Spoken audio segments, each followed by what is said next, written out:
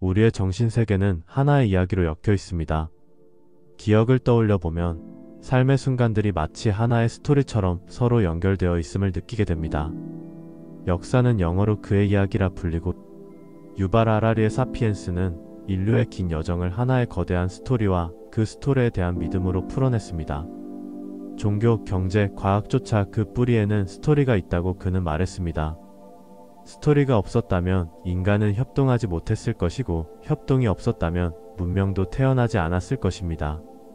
우리의 의식 역시 이 스토리의 틀을 벗어날 수 없습니다. 그래서 우리는 드라마와 영화에 푹 빠지고, 아이들은 자극적인 스토리가 있는 컴퓨터 게임에 빠지고, 어른들은 사느냐 죽느냐의 스토리가 본질인 도박에 중독되기도 합니다. 깊이 들여다보면 우리의 의식 자체가 스토리의 구조로 짜여 있기 때문에 스토리에 빠지는 것이 당연한 것일지도 모르겠습니다. 삶을 바꾸려면 먼저 우리의 심층 의식이 품고 있는 스토리를 찾아야 합니다. 만약 그 스토리가 물질적 결핍과 충족이라는 틀에 얽매여 있다면 우리는 그 물질 충족에 한정된 이야기 속에서만 맴돌며 살아갈 수밖에 없습니다.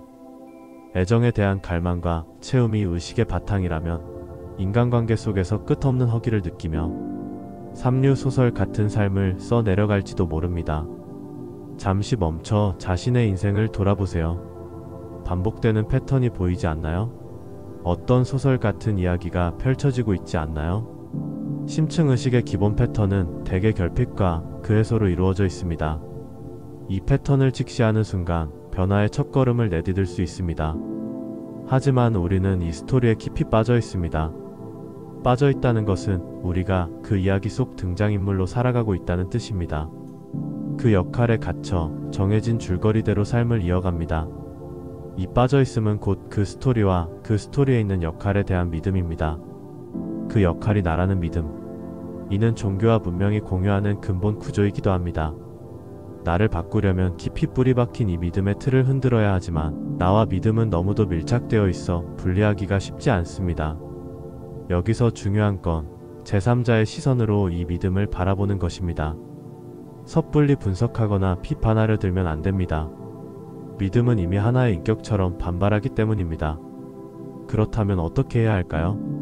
믿음은 진리가 아니기에 삶 속에서 공격받을 때가 있습니다. 그때 우리는 방어하고 아픔을 느낍니다.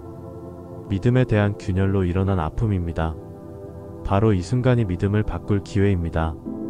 공격받을 때 떠오르는 아픔을 가만히 관찰하세요. 균열을 메우려 하지 말고 그냥 그 균열을 관찰하세요. 이때 나는 믿음과 분리된 관찰자가 됩니다. 합리화하거나 방어하려 들지 말고 그저 바라보세요.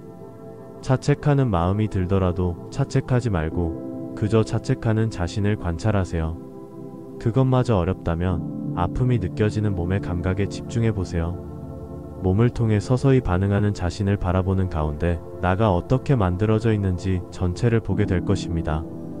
이 관찰 속에서 낡고 더 이상 도움이 되지 않는 믿음으로부터 자유로워질 수 있습니다.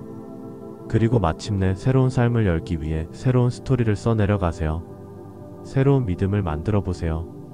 우리의 정신세계는 스토리로 이루어져 있기에 그 스토리를 바꾸는 것은 곧 삶을 바꾸는 열쇠입니다. 자신의 이야기를 새롭게 쓰는 용기를 가져보세요. 그 용기가 당신을 치유하고 새로운 창조의 길로 이끌 것입니다.